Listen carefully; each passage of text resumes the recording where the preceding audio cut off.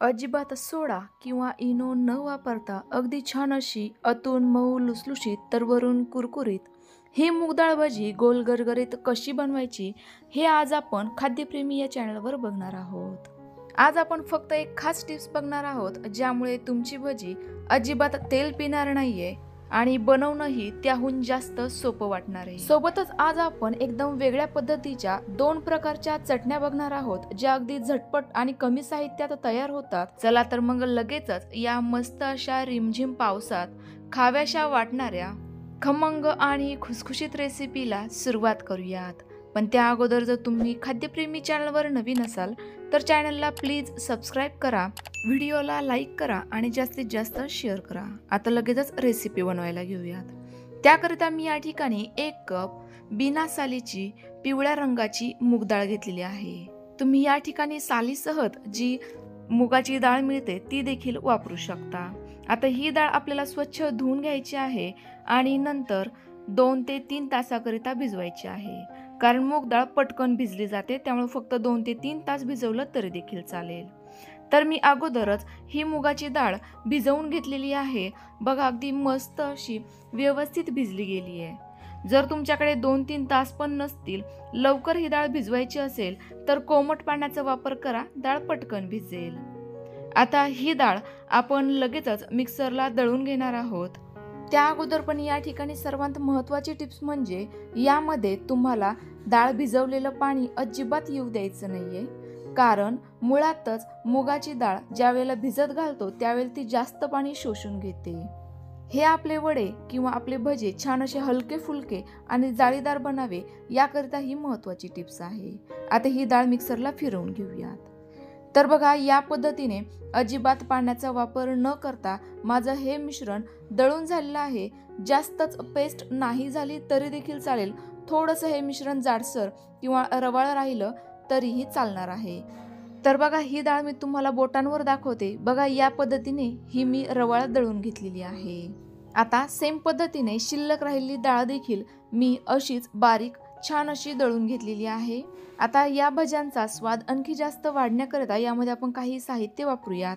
1 चमचा एकदम बारीक चिरलेला लसूण, 1.5 चमचा बारीक चिरलेलं आलं, 2 चमचे बारीक चिरलेली हिरवी मिरची, अर्धा वाटी बारीक चिरलेला कांदा, पण हा घालणं पूर्णतः ऑप्शनल आहे। सोबतच घालूयात अर्धा चमचा काळी मिरी, यामुळे भज्यांना टेस्ट एकदम मस्त येते, आणि अर्धा चमचा जिरे। संपूर्ण साहित्य आपण या दळून घेतलेल्या डाळीच्या पिठामध्ये टाकूयात। सोबतच घालूयात चवीनुसार मीठ। तुम्हाला जर हे भजे आणखी थोडेसे तिखट हवे असतील तर यामध्ये लाल मिरचीचा वापर देखील करू शकता, पण मी एक चटणी बनवणार आहे त्यामुळे मला हे भजे जास्त तिखट बनवायचे नाहीयेत। आता हे संपूर्ण साहित्य या पिठामध्ये मिक्स करून घेणारच आहोत, पण त्यासोबत आपण हे पीठ छान असं एकाच दिशेने फेटून घेणार आहोत। जास्तही फेटवण्याची गरज नाहीये, फक्त 2 ते 3 मिनिटे फेटा। असं केल्यामुळे या पिठामध्ये छान अशी हवा भरली जाते आणि यामुळे आपले भजे आतून मस्त असे जाळीदार तयार होतात आणि हलके फुलकेही तयार होतात, ते अजिबात तेल पित नाही। आपलं अगोदरचं पीठ आणि आत्ताचं पीठ यामध्ये तुम्हाला कलरचा चेंजेस जाणवत असेल तर हे पीठ आता थोडंसं हलक्या पिवळसर रंगाचं झालेलं आहे, पहिल्यापेक्षा रंग थोडासा फिकट झालेला आहे। यावरूनच समजायचं आपलं पीठ व्यवस्थित फेटलं गेलं आहे। हे पीठ थोडंसं सैलसर देखील हातांना जाणवतं, थोडंसं हलकं फुलकं देखील जाणवतं। आता लगेचच भजे बनवायला घेऊयात, पण त्या अगोदर आपल्याला हे भजे गाड्यावर ज्या पद्धतीने गोल गरगरीत मिळतात ना तसे बनवायचे आहे। त्यामुळे हात अगोदर ओल्या पाण्यामध्ये बुडवून घ्यायचा, नंतर मग अशा पद्धतीने थोडंसं मिश्रण हातावर घ्यायचं आणि साधारणतः एका वेळेला फक्त 2च भज्यांचं पीठ घ्यायचं आणि हे भजे छान अशा गरम तेलामध्ये सोडायचे। पण लक्षात घ्या या ठिकाणी तुमचं तेल छान असं अगोदरच गरम असायला हवं, त्याच वेळेला हे भजे छान असे गोल गरगरीत तयार होतील। हे भजे तेलात सोडल्यानंतर जोवर त्याचे स्वतःहून ते तेलावर तरंगायला लागत नाही तोपर्यंत झाऱ्या अजिबात लावायचा नाहीये। ज्या स्वरूपाने मी बघा पुढील भजी सोडत चालतीये तोपर्यंत अगोदरचे टाकलेले भजे आपोआपच तेलावर तरंगायला लागत आहे। सेम पद्धतीने तुम्हाला जसजशी प्रॅक्टिस होईल तसतसे तुम्ही एकाच वेळेला थोडंसं जास्त पीठ घेऊन देखील एकाच वेळेला जास्त भजे देखील सोडू शकता। पण सुरुवातीला प्रॅक्टिस नसते तोपर्यंत थोडेसेच पीठ हातात घेऊन 1-2च भजे एका वेळेला सोडावेत। बघा या पद्धतीने आपले भजे संपूर्ण सोडून झाले आहेत। छान असे ते तेलावर तरंगत आहेत। यावरूनच समजायचंय ते किती छान असे मऊ लुसलुशीत आणि जाळीदार तयार झाले असतात। आता हे भजे काही जणांना कुरकुरीत आवडतात तर काही जणांना थोडेसे कुरकुरीत आणि आतून जाळीदार आवडतात। तर जर तुम्हाला जास्त भजे कुरकुरीत आवडत असेल तर हे भजे जास्त वेळ तळा आणि ज्यांना मऊ लुसलुशीत हवे असतील त्यांनी थोडासा हलका पिवळसर रंग आला की लगेचच तेलातून काढून घेतले तरी देखील चालेल। तर बघा या पद्धतीने मला थोडेसे कुरकुरीत भजे आवडतात त्यामुळे मी हे हलक्या बदामी रंगावर तळून घेतलेले आहेत। आपले मस्त असे गरमागरम वरून खुसखुशीत तर आतून मऊ लुसलुशीत मूग डाळीचे गोल गरगरीत भजे तयार झालेले आहेत। आता लगेचच आपण 2 प्रकारच्या चटण्या बनवूयात। त्याकरिता एक मिक्सरचं भांडं घेतलंय। यामध्ये टाकूयात 1 छोटी वाटी बारीक चिरलेला कांदा, अर्धा वाटी डेसिकेटेड कोकोनट, याऐवजी ओलं खोबरंही वापरू शकता, 10 ते 12 पुदिन्याची पाने, 5 ते 7 लसूण पाकळ्या आणि पाव इंच आलं आणि लसणाचं प्रमाण कमीच ठेवा आणि सोबतच 1 चमचा किंवा चवीनुसार लाल तिखट, सोबतच आवडीनुसार मीठ देखील टाकायचंय।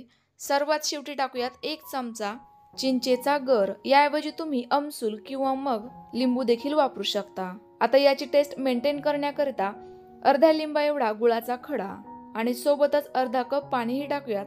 आता हे संपूर्ण साहित्य मिक्सरला एकदम छान असं बारीक दळून घेऊयात। तर बघा आपली या ठिकाणी अगदी झटपट छान अशी चटपटीत चवीची अगदी ठेल्यावर मिळते तशीच चटणी तयार झाली आहे। ही चटणी तुम्ही फक्त भज्यांसोबतच नाही तर इडली, डोसा यांसोबत देखील सर्व करू शकता। आता लगेचच हिरवी चटणी बघूयात।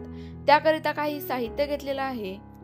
4 किंवा तिखटच्या प्रमाणानुसार हिरव्या मिरच्या, अर्धा इंच आलं, आपल्याला या ठिकाणी लसूण वापरायचा नाहीये, थोडीशी साधारणतः 1 वाटी हिरवी कोथिंबीर, अर्धा वाटी पुदिन्याची पाने आणि पाव वाटी पिवळी नायलॉन शेव, याऐवजी तुम्ही फुटाण्याच्या डाळ्या देखील वापरू शकता, 1 चमचा साखर आणि अर्ध्या लिंबाचा रस देखील घेतलेला आहे। आता संपूर्ण साहित्य या मिक्सरच्या भांड्यात टाकूयात। लिंबाचा रस वापरणं या ठिकाणी आवश्यक आहे, यामुळे आपल्या हिरव्या चटणीचा रंग टिकून राहतो, तो लवकर काळपट पडत नाही। आणि आणखी एक महत्त्वाची टिप्स म्हणजे या ठिकाणी जास्त कोवळ्या हिरव्या मिरच्या वापरायच्या नाहीये, यामुळे देखील आपली हिरवी चटणी लवकर काळी पडू शकते। सोबतच टाकूयात 4 बर्फाचे खडे किंवा थंड पाण्याचाच वापर करावा, यामुळे देखील आपली हिरवी चटणी मस्त अशी हिरव्या रंगाची तयार होते। तर बघा या ठिकाणी आपली छान अशी हिरवी चटणी देखील तयार झाली आहे। मस्त अशी चटपटीत दिसते, सोबतच रंग आणि कन्सिस्टन्सी तर अगदी परफेक्ट आली आहे। यामध्ये तुम्ही आवश्यकतेनुसार पाणी टाकून देखील याला ऍडजस्ट करू शकता। आता सर्वात शेवटी टाकूयात चवीनुसार मीठ सर्वात शेवटी टाका, यामुळे देखील आपल्या चटणीचा हिरवा रंग टिकून ठेवण्याकरिता मदतच होईल। आपली हिरवी चटणी ही तयार झाली आहे। लगेचच आपले गरमागरम भजे आणि चटण्या सर्व करूयात। मस्त अशा बाहेर रिमझिम पाऊस सुरू झाला आहे, तर नेहमी तीच ती कांदा भजी किंवा बटाटा भजी का खावी, कधीतरी ही मूग डाळीची पौष्टिक भजी देखील नक्की बनवून बघा। अजिबात तेलकट बनत नाही, छान अशी आतून मऊ लुसलुशीत बनतात, सोबतच वरून कुरकुरीतही आहेत। तुम्हाला आजची रेसिपी कशी वाटली कमेंट्स करून नक्की कळवा। रेसिपी आवडली असल्यास लाईक करा, जास्तीत जास्त शेअर करा। पुन्हा भेटूया तुमच्याच आवडत्या नवीन आणि छानशा रेसिपी सोबत। तोपर्यंत बाय बाय।